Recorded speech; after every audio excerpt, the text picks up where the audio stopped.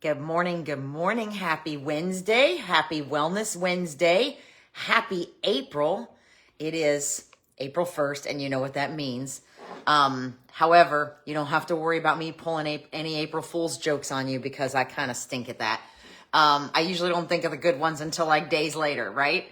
And then I forget them by the next year. So if you are just stumbling on my page, my name is Donna. I'm a mom, a nana, a girlfriend, a grad school student studying for my Master of Science in Clinical Mental Health Counseling, a runner, which is what I'm ready to do when I'm done here this morning, a jazzerciser, line dancer, and most of all, I'm a wellness advocate. And I started Wellness Wednesday because, I feel like I'm crooked today. I started Wellness Wednesday because I have been in a lifelong journey with anxiety and depression, and I have learned so much in the process of that journey. And one of those things that I've learned is that when we share tips and tricks and things that we learn and things that we know with others, it really helps. That peer wisdom helps. So I started Wellness Wednesday to kind of share some of my experiences, some of my reflections, and in hopes that you will interact and share some of yours as well, because we can always get new ideas from other people, but if we don't know about them, we can't try them to find out if they work for us or not, right? Okay, so if you have followed me for a while, last week I took a little break, took a little spring break. I needed a brain break, if that makes sense. And then the week before that, we talked about the pressure we put on ourselves. Well, part of the reason I needed the brain break is because I was just finishing up my school term. And I had put so much pressure on myself. We talked about that during that week, that I just kind of needed to just do normal things like that weren't based on a deadline or having to be somewhere or having to be in front of somebody. You know what I mean? And I love doing Wellness Wednesday. It's not a feel like I have to. It's something I want to do every week. But even, if I don't feel good about what I'm talking to you about, then that isn't authentic. And I always want to be authentic when I'm on here with you all. There's a strange cat in my backyard, and she better not be bothering my birds.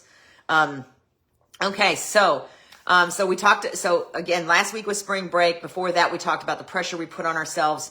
And I'll drop links for that. I also did a replay of an older episode called Great Expectations. I hope you watched it. I hope you got something out of it. But in the meantime, before I get started, let me just remind you that Facebook doesn't always show me all the things. So if you're here, let me know you're here. If I don't acknowledge you or say hi, it's because I didn't see you, but definitely let me know you're here. Hit hashtag replay in the comments if you don't see this till afterwards, whatever. And don't be afraid to ask questions, make comments, share your own experiences and thoughts. Just let's keep the politics out of it because there's enough of that going on for, twice as many people as we are. So, okay. So spring has sprung, y'all. Spring on March 20th. But I don't know about you. A lot of times I associate the start of April with spring or Easter. Sometimes Easter's a little earlier. Sometimes it's a little later. That's a whole conversation for another day too. But spring has sprung. And the other day, actually Monday, when I was running, I was listening to a motivational video, and I will be happy to send you the link for that. It was on YouTube. If you shoot me a message or drop a comment and let me know that you want me to send you that link. It was called The Power of the Day. And these come from, I think it was from Motiversity. That's a channel that I listen to a lot. So what happens is when I go out for a run, I start out listening to my daily devotions during my warm up, and then I run, usually with music, sometimes not. And then afterwards, when I'm doing my cool down, I often listen to some of these motivational videos. It just kind of depends on the day, but that's generally my routine. And this particular one was talking about how we wait until the conditions are perfect to move forward, to grow. Good morning, Wade and Sandy. And because part of the reason we do that is that we tend to think that we have all this time. And we don't know how much time we have. Now, we got to be careful with this one because this can be a slippery slope. Because if we start walking around thinking we don't have time to do any of the things we want to do, we are never going to get moving, right? So that can be, depending on how you look at the message, like I said, that could be kind of a slippery slope. But it did get me thinking, and that's how this topic today came about, is that we always wait until, or we don't always, but most of us wait until conditions are perfect. We have something, even if it's not everything, even if we are one of the most outgoing, busiest, accomplished people, there's always something that we have put off, that we have not done for various reasons, because we're waiting until the conditions are perfect. I was waiting until the conditions were perfect to retire and go to grad school. There were better conditions for me to do that in, but there were never perfect conditions, okay? And I also have, all right, so just let's marinate on that for a minute. I've also had mentors who have said repeatedly, and this is one of my favorite quotes from a couple of different mentors, who have said, done is better than perfect. And that has basically been the crux of this, of what I'm talking about today, is the done is better than perfect. Because that has been part of what has gotten me here, where I am now. It has helped me, that thought process has helped me, has meant so much to me in terms of overthinking my online business, starting school, continuing with school, getting my taxes done last weekend.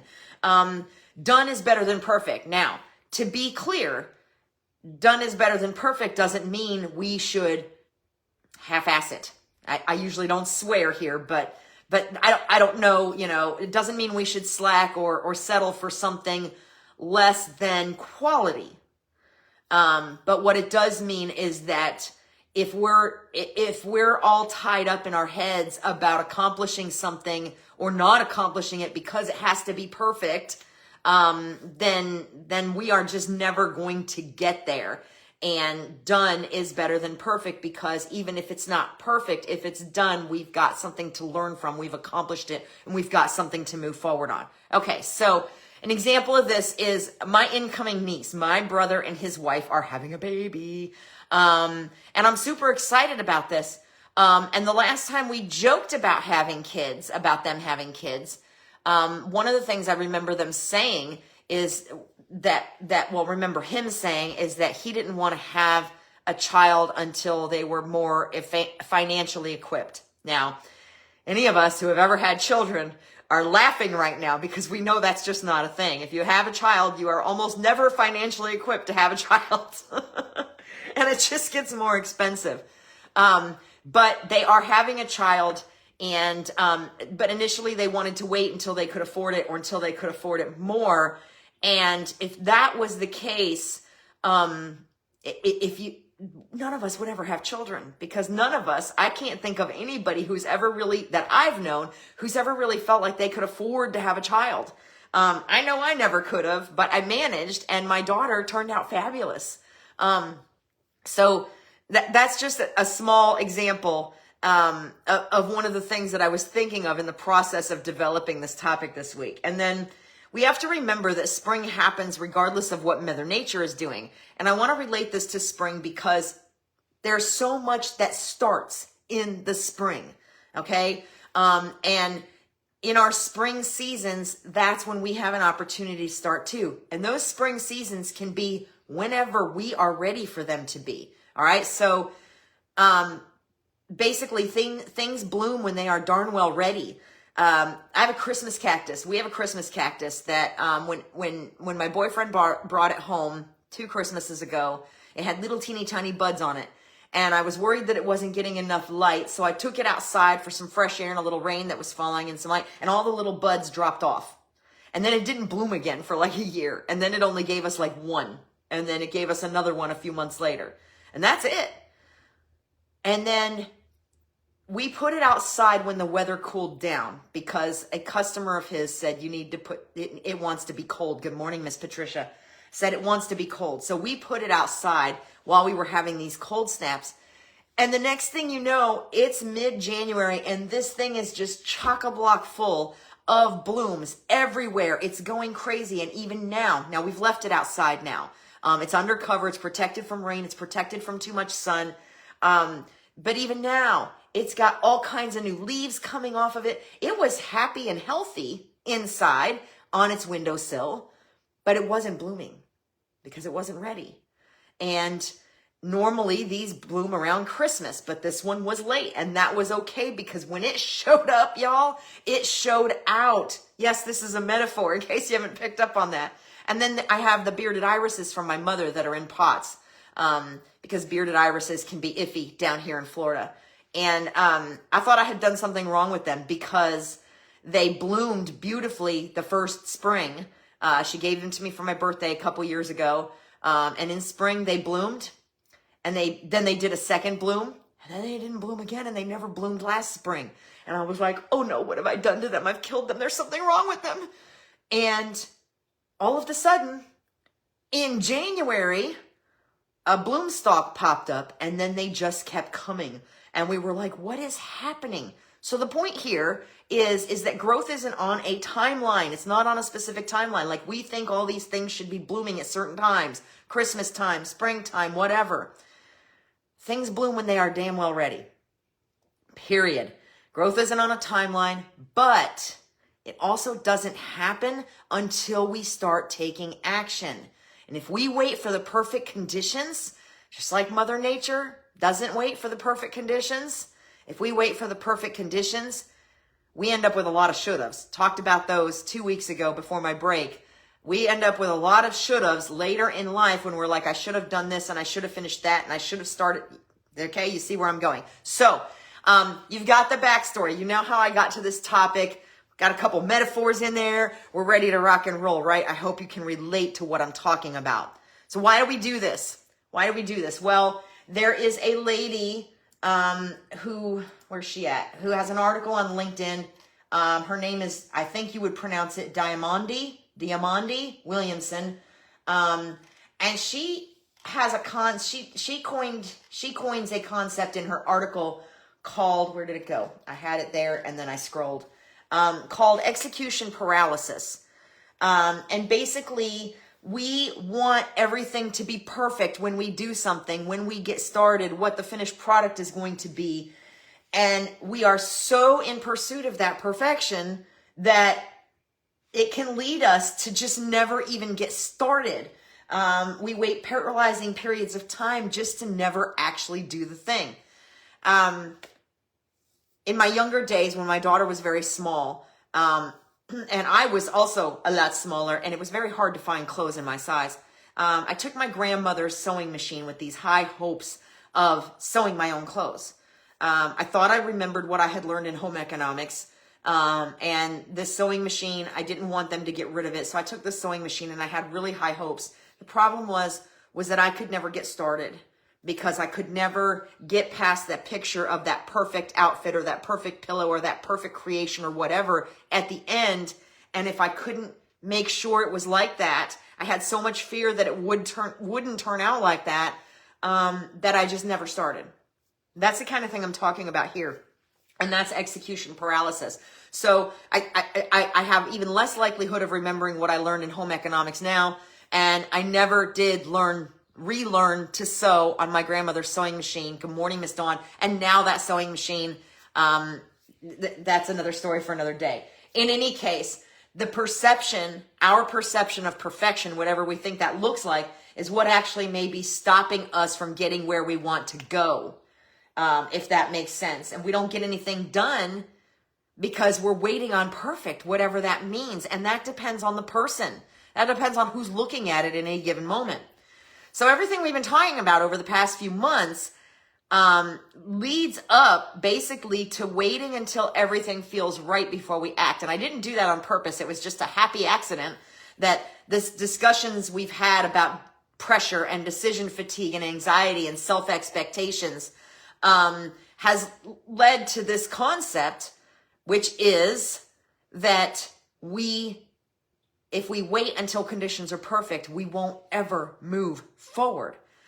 So we do this because of fear. That's the bottom line. Believe it or not, a lot of times fear is what is the underlying issue here. This is fear dressed up as I just need more time. It is procrastination disguised as preparation. It is control or lack of feeling in control that causes us to hesitate or second guess or overthink. We also fear, another blog that I found from createandthrive.com, and she talks about this too, and I have felt this personally. Her name's Jess, and I'm sure you've also felt this. We've talked about this in the past. We fear that we fail, that we will fail. We fear that we'll do it wrong. Not always the same as failing. We fear that whatever it is we're doing, say it's a handmade item. Good morning, Miss Kayla. Say it's a handmade item. We fear that no one will actually like it. No one will actually buy it. We fear that we will be discovered as a fraud. We fear success. Yeah, you heard that right. We fear success because if we are successful at something, it stands to change the way our life looks. And we're not always okay with that right out of the gate, right? Especially if we don't know how it's going to change the way our life looks. So we can fear a lot of things, and that includes success, which is a lot of times what keeps us from getting started in whatever it is, whether it's making your first quilt, whether it's learning to dance, to line dance, to go to jazzercise, to start an online business, to, for example, I poked at my daughter. She made me this beautiful sun catcher. I was like, you need to make these and sell them. I don't think she's done that yet. I think she got the stuff, but there's probably a lot of underlying fears that are keeping her from getting moving. So this is essentially a different kind of destination preoccupation. Talked about that quite some time ago too. I'll find that video and drop the link. Destination preoccupation is basically the I'll be happy when.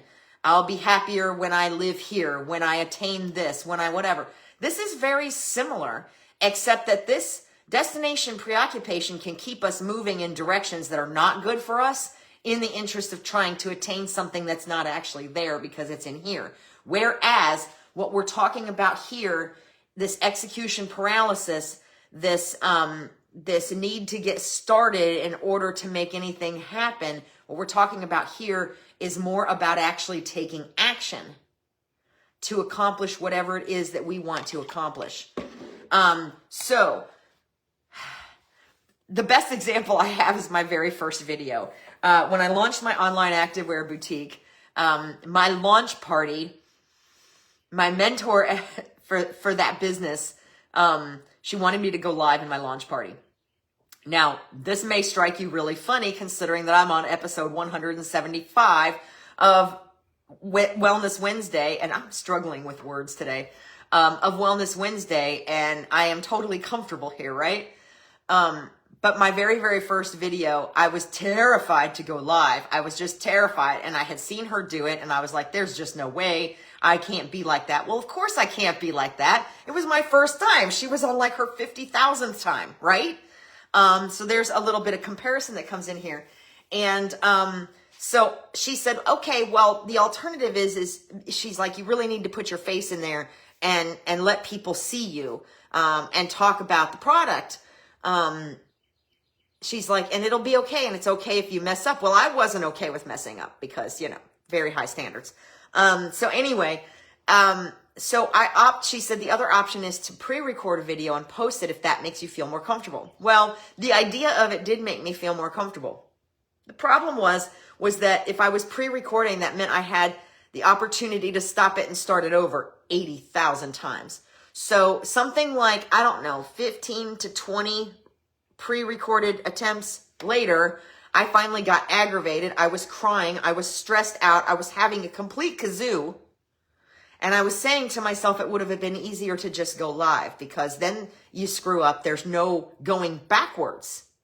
You just kind of have to deal with it and keep going. So I posted that video, but I never did I didn't do a pre-recorded video. I have done a couple of them now just because Facebook doesn't retain live videos past 30 days anymore. But it was a very long time before I did a pre-recorded video again. And I still struggle with that because my brain knows that pre-recorded video gives me the opportunity to stop and start over and try to make it perfect. And y'all, it's just not worth it. It's just not worth it. So that is me and my own high standards most of the time, but you get the idea of what I'm talking about here. Sometimes it's easier to just rip the Band-Aid off. And we can cause ourselves a lot of pain and a lot of stress and a lot of prolonged waiting when we don't do that, when we wait for conditions to be perfect, or we wait until we're perfect, which we can't be, and we certainly can't even attempt to get there if we're not trying. So how do we stop? That's the question. How do we stop? Well, here's our first reality check. Nothing is ever going to be unequivocally perfect. It's never going to be. It's never going to be. In fact, my girl from Create and Thrive says her words, I hate to break it to you, but it's a necessary realization for you to have if you're ever going to make progress. Nothing, absolutely nothing, is ever 100% completely and possibly, according to everyone in the world, perfect. End of story. And we know this, but we still try to achieve it. So that's our reality check. So how do we reframe that? We reframe that with, we don't gain confidence before action. And I know you've heard this before because I have too, but it doesn't sink in until I'm in the middle of it, until I'm embroiled in it, right? We don't gain confidence before action. We gain it from action. So I finally, after that madness with that video, I went forward a week or so later. It may have taken me a month, and I went live in my VIP group for the first time because my launch party turned into my VIP group. And I did okay. And then the more I did it, the better I did. And here we are. 175 episodes later, I'm going live every single week on Facebook in front of whoever watches. And I'm not looking for a restart. If I screw up, it's okay. I make a joke, I move on, right? So we reframe it. We don't gain confidence before action. I had zero confidence in myself in regards to this before I started. It was the act of doing it over and over and over again, and then having other older me's, people like how I used to be, saying, I don't know how you do it. There's no way I could do it. Well, that's what I thought too. But here we are. So the reality check is nothing is ever going to be perfect. The conditions are never going to be perfect. The reframe is that we have to take action because we don't gain confidence from sitting there thinking about it. We gain confidence from doing. We get that experience from taking action. I have a friend, and this is just, I wanted to give you an example, excuse me, of what I'm talking about here. In what I hope are relatable terms, if nothing I've said already is relatable. I have a friend who told me one day that she had learned to try, we were shopping, and I picked up something and I looked at it on the hanger and I went, oh, hell no. Because we think we know exactly what works for our style, exactly what works for us. And she stopped me and she said, I've learned to try one new style, even if it looks ugly on the hanger, every time I go shopping, because sometimes I'm surprised when I actually get it on. Because we get blinders on. We get blinders in our comfort zone. We know what looks good on us. We know what feels good to us. We know what we think we're capable of. And we live inside that tunnel. It's tunnel vision, y'all. And we live inside that. So while we were shopping that time, she had me try, she's like, you need to try on the swimsuit. And she holds up this yellow knit bikini. I mean, it was a good knit. It had a liner. There was nothing that could be seen. But I had never worn anything like that before. And I was like, you are crazy. And, so she went through the list of reasons why she thought I should try it. And because of what she had just told me about trying new styles, I was like, okay, fine. So I put it on. And that was the year of the yellow bikini. That was the summer of the yellow bikini, because when I looked in the mirror, I was like, okay, maybe I could do this. And when I walked out of the dressing room, she went, oh my gosh, if you don't buy that, I'm buying it for you. It was that simple. But I would have never tried it on. I would have never tried it on. And that, I'm not just talking about a bikini here, y'all. I am talking about a myriad of things that we never tried because we tell ourselves, oh no, that's not for me. That's not my style. I've never done that before, so I can't do it. All these things that we never even try or start because we're so busy telling ourselves why we shouldn't, why we can't, or why we need to wait. So how do we stop? Again, well, we do the damn thing. Okay? I think that's the third time I've sworn in this episode, and I try not to do that. But we do the thing. We do the thing. I've talked to you, if you've been following me for a while, you've heard about the trip to New York that I said no to several times. And then I was like, why am I still saying no? Because I was in a stage of my life where I said, no, I can't to everything. No, I can't because. No, I can't do that because. I'm too busy. I have to do this. I have responsibilities. I'm the only staff member at my work. All these things. Then I said yes to one trip to New York with some friends.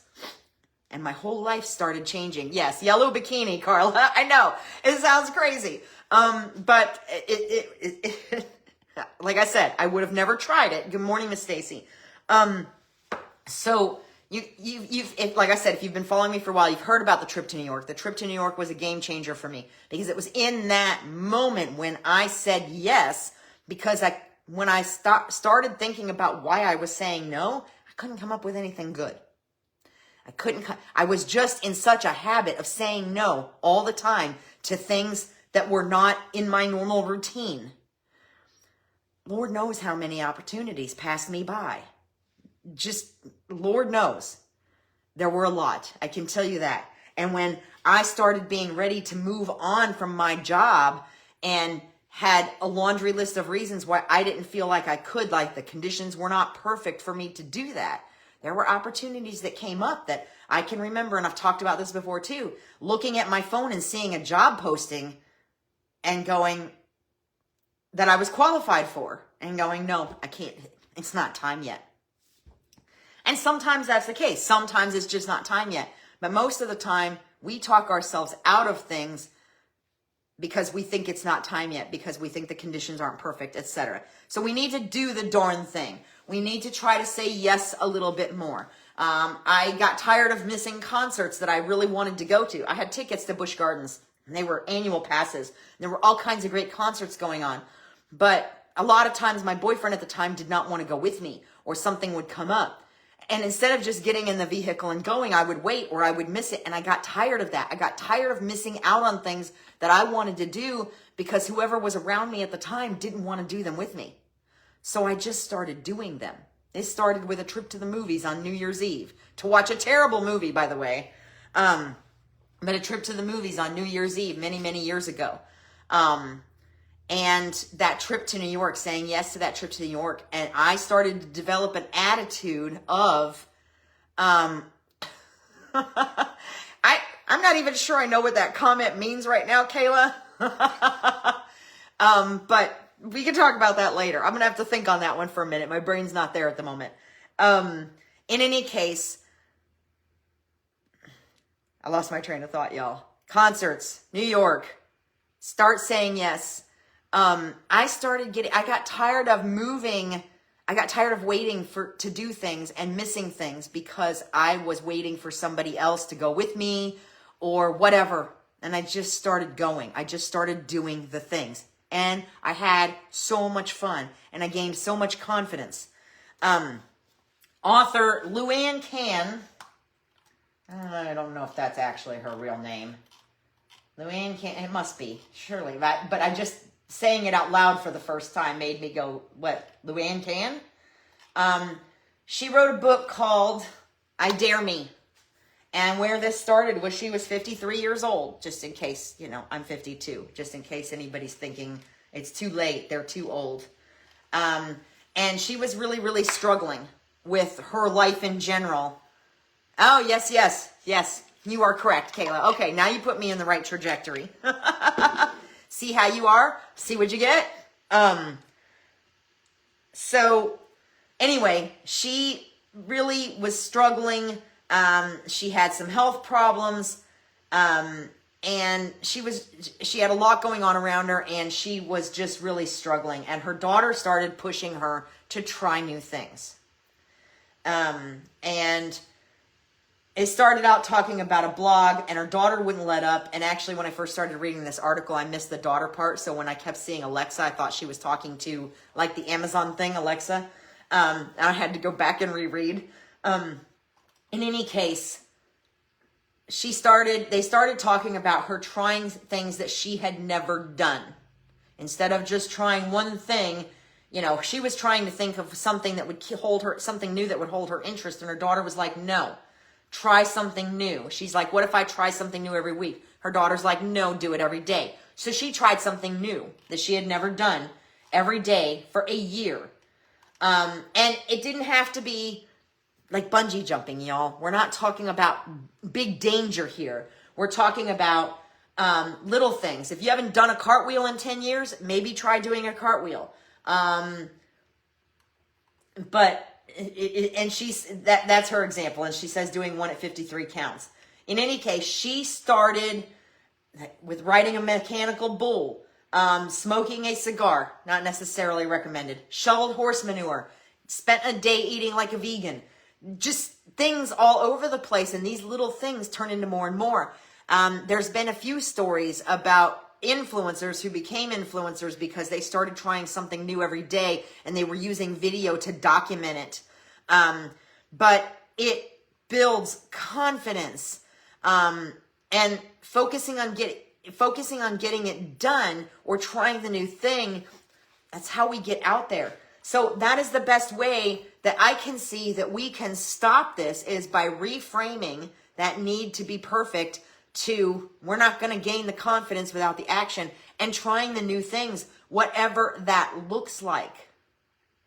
Because done is better than perfect.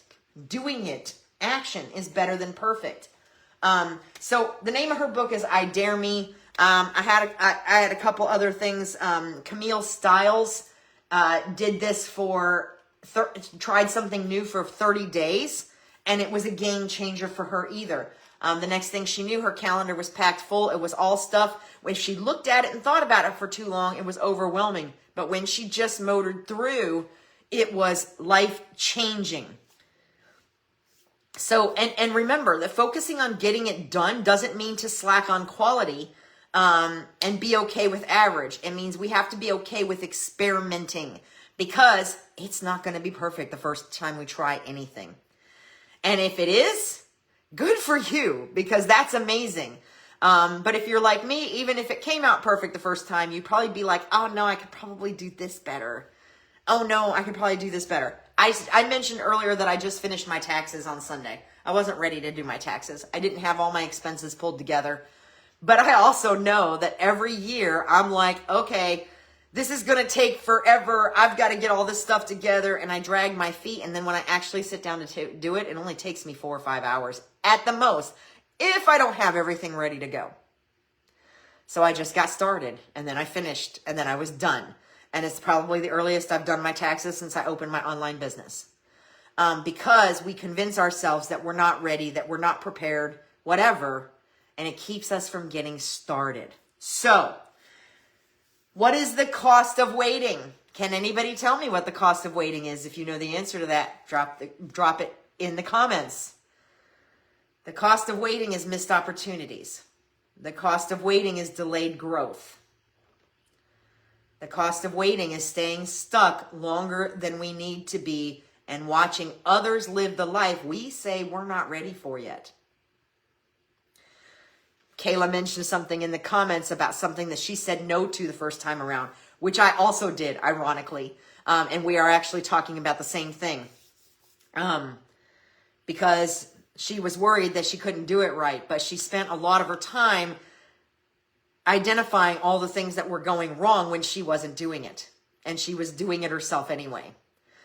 So you started that, Kayla. I'm using you as an example now. I know that sounded cryptic, but you get the idea. When we tell ourselves it's not the right time, when we tell ourselves we can't, that conditions need to be perfect, a lot of times we never even get the seed planted. And if we don't get the seed planted, y'all, it can't grow. It can't grow in spring or any other time. So I hope some of you got a message out of that somewhere, out of all these examples and things that I've talked about. My challenge to you this week is to start something you've been putting off, whatever it is. I don't know what it is. Maybe it's cleaning a room. Maybe it's learning to line dance or Zumba or jazzercise or something like that. Maybe it's repotting a plant that you know you should, but you're scared because you're afraid that you're going to kill it. Whatever. Start something this week. Start something you've been putting off, or try something new. Try something new. Try something completely out of your comfort zone at dinner, at a restaurant. Try a vegan meatless Monday. It's past Monday, so save that for next week. But something, you know what I mean? Try something. Go to the store to go clothing shopping and try a style you would normally never try, that you think looks cute on somebody else, or that you're not sure about when you look at it on the hanger. Because again, whatever it is, you know, check out your grad school opportunities, your college opportunities, whatever it is you've been thinking about that you can't really seem to let go of, take a step towards it. Like I said, whether it's going to see a movie that nobody else wants to see, so you're going by yourself, whether it's saying yes to something you've been saying no to, but you don't even really know why you're saying no anymore. My challenge to you is to try something new this week, or start something that you've been putting off. Because this is about starting. It's not about quitting. I'm not telling you to get rid of something toxic in your life. Because here's the deal. There's science that proves that the more we add that is good, that we love, that we're comfortable with, the more we add new things that we love to our lives, the more we're likely to squeeze out the old toxic stuff that drains us. When we have more stuff that we're doing, that we're taking action on, that we love and that we enjoy. And I am an example of that. So, we've been talking about pressure. Again, we've been talking about pressure. We've been talking about decision fatigue, anxiety. And this is where it leads if we're not careful. It leads to not moving. And you all know, if you've not heard me say it before, that my favorite line is, if I'm not growing, if I'm not moving, I'm stagnant or I'm going backwards. Period. We tell ourselves that we're waiting for the right time, but we're really just waiting to feel comfortable.